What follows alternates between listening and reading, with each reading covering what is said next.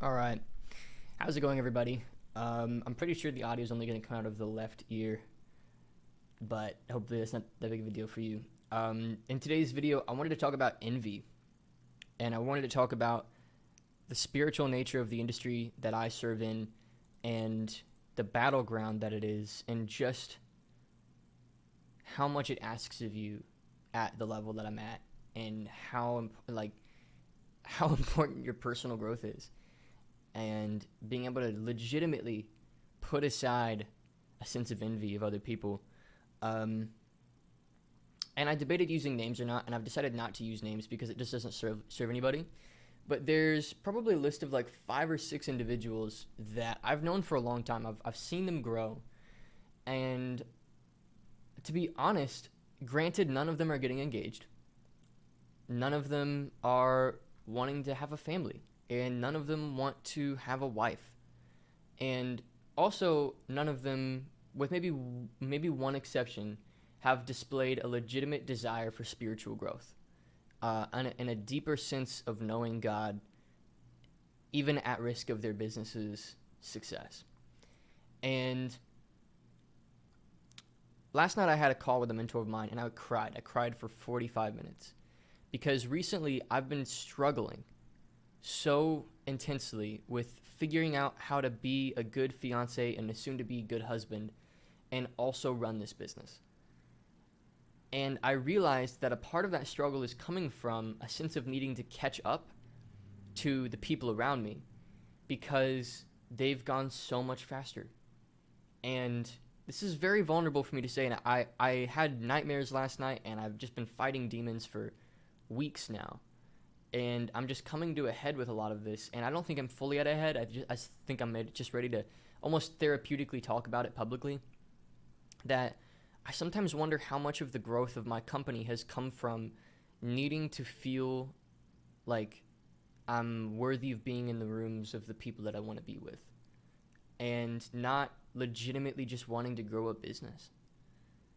And those are two very different motivations, because like if all I'm really optimizing for is being seen as a certain way, then I can, you know, like fake it.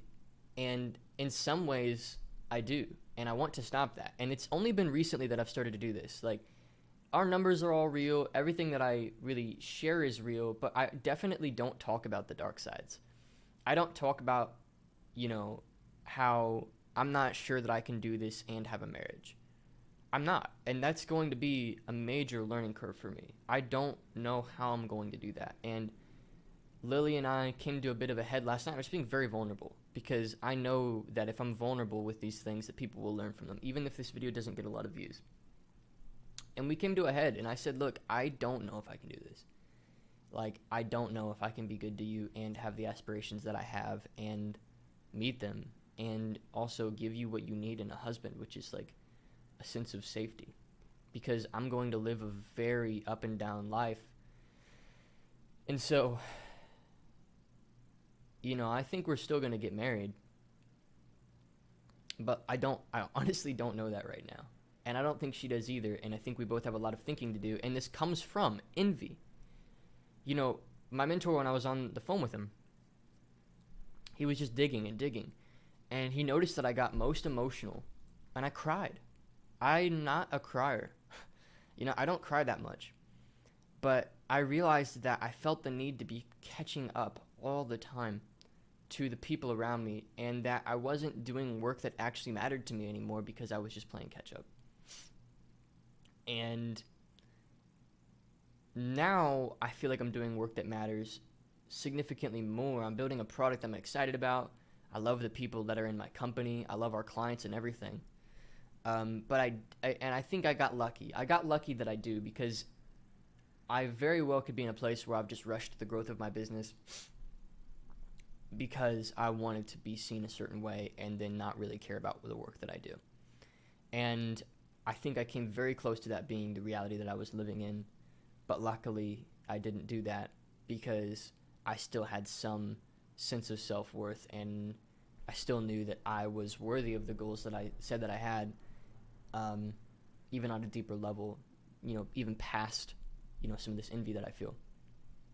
And so, I don't really know what the point of this video is other than just to do a few things. First of all, I want to admit that I have so much spiritual growing to do. And as much as some people idolize my journey and have put me on a pedestal, I want you to know that I have so much growing to do. And I am 22. I mean, for God's sake, like, I don't have anything figured out. I'm a kid. All I really know how to do right now is, some business stuff.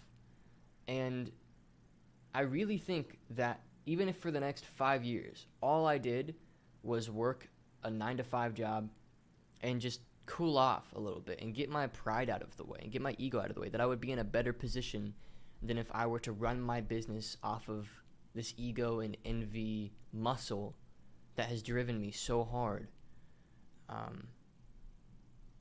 And I don't think everybody in this industry deals with it to the level that I do. I think I deal with it, honestly, at a very toxic level, to the point where, I can barely even follow certain people on Instagram, or even I can, it's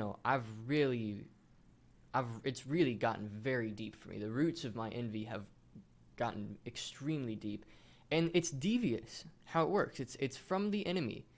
Our Heavenly Father does not want us to envy one another. He wants us to see the nature of the blue ocean that we're in, both in business and in our impact in general, and in what we do in our lives. And when you envy somebody else, you take away your power to create something good, because now you're just going to do what you see others doing and try to do it better, versus creating things, selling things, and building things that legitimately matter to you. And I don't think I would have realized this if it weren't for getting engaged. And so I plead, like all young men, to find a humble woman who respects you, knows what it means to be a woman, which it could be a whole other video, and just get engaged. Because as angry as I am with her, because of how much work it's taken to run this relationship and get us ready for marriage spiritually, and how much sacrifice that is taken out of my business, which some people would say isn't worth it, which to that I say, let's see where we are when we're 50. Which one of us not just has more money, but which one of us will die the happiest. And not just the happiest, but the most spiritually grown, which in of itself is a whole other topic that would take forever to determine the meaning of. As angry as I am with Lily, I can only blame myself. And some people will look at where I'm at in my business and say, wow, like, dude, how are you even, like, thinking these things? Like, you've achieved so much at such a young age. And honestly, I am not at my standard. Like, I am so far behind my personal standard that I beat myself up so much, and I didn't realize how much I was beating myself up until, I cried for 45 minutes at the realization that maybe it's all worth it, and maybe I've made this too much about me and too much about being seen a certain way by the people who observe me online. And I realized just how spiritually lost this all can be if you're not careful. These are very shallow waters we tread, my friends. Like, business is such a devious thing. It can make you think about yourself in such an intense way that you end up losing sight of anything other than your own desires. And that's not a good way to live. There is no virtue to that. There's nothing there. Meeting your own needs for the rest of your life is not a good way to go. And I know these things on some level, but I also worry that I won't find a way to integrate a different worldview into the ways that I want to, into the goals that I have. Because I mean it when I say that I want to run, a $10 million a year company. And I just think I need to think about why I want to do that. It's not just about, doing it for the sake of doing it. And that's the advice that I get. People are so lost that they just say, Trey, just set aside your philosophy for a minute. Set aside, set aside your need to do it for the right reasons and just do it. And that's such lost advice. You need to look in the mirror and know exactly why you say you want to do these things. Because if you don't, you won't last the turbulent nature of business. And I'm getting a little off track here, but not really. Envy has been an issue for me, and I'm going to work to make it not an issue because it's affecting my deepest relationships. I find myself blaming the people that I love for me not being where I want to be, and I'm going to cry.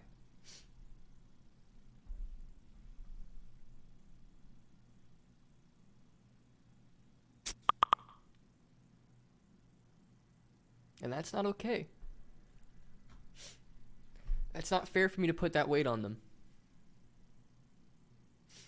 My family and my fiance and my closest friends, relationships take work. They take work, and I have to accept that. I don't want a lot of money and then nothing else. And that's the ethos. I was going back through, that's the philosophy that our industry operates with. And I'm so blessed and I'm so damn lucky that I, for some stupid reason, decided to get engaged. Because I'm learning so much. And I'm realizing how important the people you meet along the way are.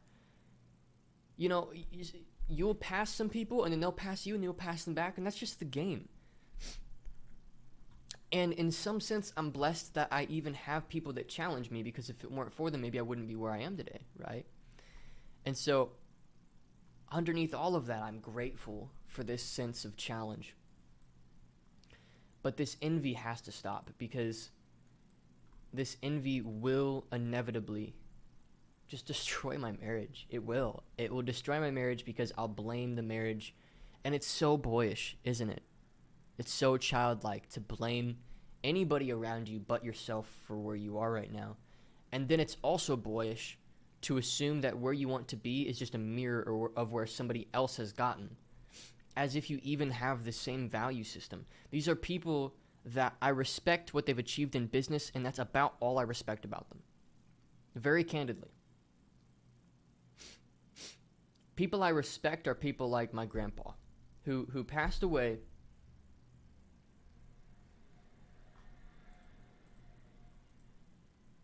and he died knowing that he did all that he could for the people that he loved.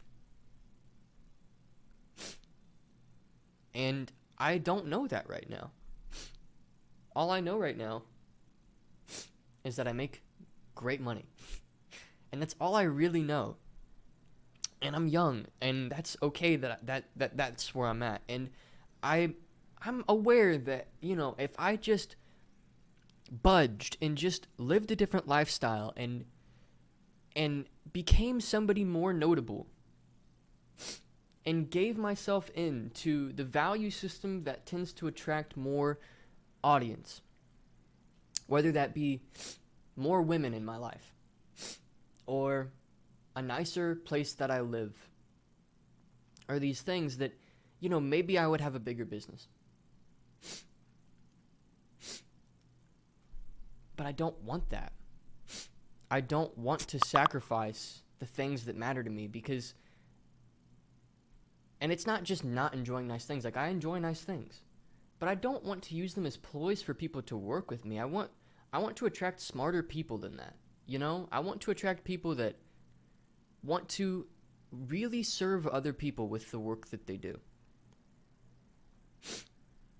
And I'm realizing that should be the message, and that's what will serve more people. And I'm so grateful for this season that I'm in, as hard as it's been, I mean, gosh, I've sacrificed so much growth in my company. I look at my team in the face and I'm like, I know we could be further than this. Like, we're smarter than these clowns. Like, I've seen the insides of all of my, like, call them competitors, all my brothers that are just out here winning. I've seen the way their company runs, and it's great, but it's not amazing, you know? It's just that I've been dealing with some spiritual challenge, and I almost feel wrong continuing to grow my business until I figure this stuff out. But I also know that I can't just stop, because then I would leave so many people that need what I do hanging, and then I would also leave my team hanging. So if you struggle with envy, I urge you to find a better reason to do what you do. Envy is just such a killer. It sucks all the life out of the things you've accomplished. You know, we have built such an incredible organization. There's 4 people on my team. And with 4 people, we're able to, serve over 400 clients. Like, I don't know how the hell we do it, to be honest, sometimes. But we're doing it. And I'm so grateful, and it's such a gift. And I haven't been grateful for what I've built in so long. Because I'm playing catch up. And then I'm also blaming the people that I love for the fact that I'm playing catch up. And that's just not okay. And so I just wanted to make this video. I don't really know why. I think I just know that I'm going to look back at it and be grateful that I'm making this growth step. I have to get rid of envy in order for me to do work that actually serves people. Because, the core of why you do what you do will mirror itself in the way you do it. And if all I'm trying to do is catch up to where I think I should be based on the other people that are in my industry, then I'm not doing good work. That is poor work. It is short-term thinking that will yield short-term results. Proper thinking, proper spiritually aligned thinking comes from a place of legitimately not caring what's in it for you. And I have cared so deeply about what's in it for me that I've lost track of what I'm trying to do. And I don't know the implications yet of really fully letting this worldview sink into my decision making. I very well might not have my business 2 years from now. I don't know. But I'm going to start acting from a place of giving, from a deep place of desiring to serve other people. Because that's really what I want. What I really want is to know that I'm doing work that matters so deeply to other people that, and not even that I matter, just that other people are getting something that they didn't even know that they needed.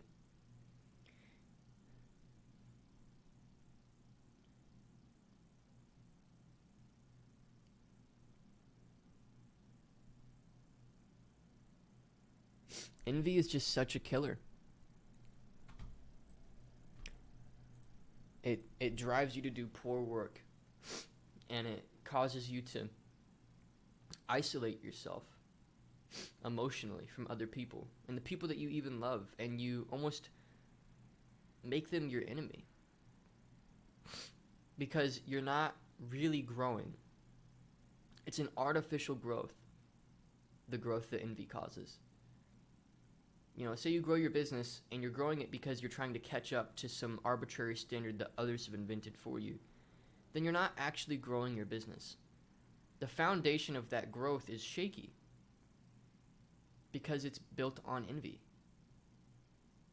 Say all of a sudden all the people around you that you've been comparing to start to fail, then you'll fail right alongside them.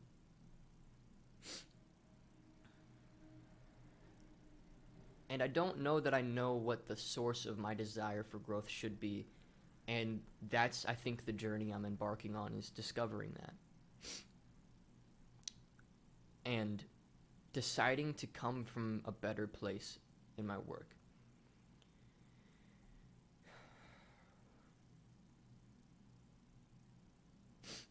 You know, I've said it for a long time, and I really do mean it, that I think entrepreneurship at its core and business ownership is a self-learning mechanism like nothing else. It will teach you lessons that you didn't even know you had to learn. And there's this idea that I've had with me recently, and I don't know where I heard this, but it's a really cool idea, and it's that you will stay stuck where you are at your current plateau until you learn the lesson that season has for you. And then at that point, you've unlocked the door to the next season. And I think marriage represents kind of a dying to myself. It represents kind of a, you know, as much as I want these things, life isn't about what I want. And that's like an easy thing to say, but our whole culture has made it, has made, we are our own gods. That's what we are. And in this industry, it's easy to see things that way, that you are your own God. And we're not our own God. We are not God.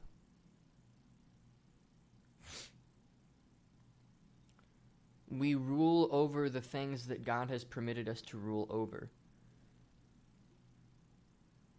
But He can take it away so quickly. So, I don't really know how to end this video, but it's been long enough, and I just wanted to share that, you know, I struggle deeply with envy, and it's hurting my relationships, and it's hurting my business. And I'm going to work on that, because I refuse for this to be the plateau that I stay at for the next however many years. This needs to be fixed, and I need to dig deep and find another source of desiring growth.